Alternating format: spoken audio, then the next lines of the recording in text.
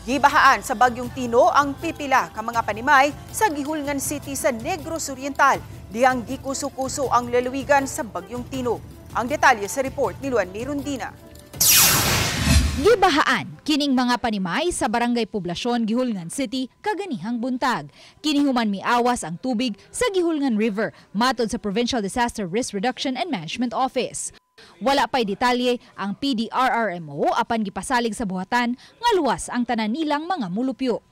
Lakip sa giluwas ang mga binuhi nilang mga kahayupan. Diriyot usab milapaw ang tubig sa sapa sa tulay sa Barangay Buena Vista sa Gihulngan City.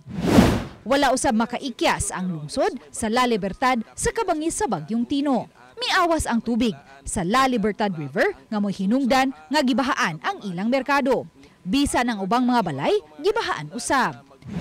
Gikuso-kuso usab sa hangin ang Barangay Pisong sa La Libertad. Naluka ang ubang punuan sa kahoy o gilupad ang mga atop sa pipila ka mga panimay. Gipaubos sa Tropical Cyclone Wind Signal No. 3 ang Gihulngan City ug La Libertad. Samtang miawas na ang sapa sa Barangay Bago sa Tayasan. Lakip sa apektado ang lungsod sa Bindoy. Miabot sa tuhod ang baha. Unang nakatilaw sa Kabagsik ni Tino ang Dumaguete City kagahapon. Gibahaan ang pipila kakadalanan sa dakbayan. Sa data sa PDRRMO, kapin sa 4,000 ka mga tao ang gipaubos sa preemptive evacuation kagabi.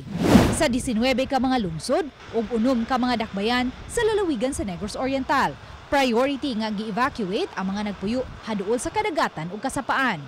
As of 8 p.m., 8 a.m., natay mga a little over 4,000 ka pamilya all over Negros Oriental. So, kana siya nga based atong cut-off na updating as of 8 a.m. karon, naa sa mga 16,000 ka individuals. Uban ni Clans Gabutin, Luan Mirondina, Balitang Bisdak.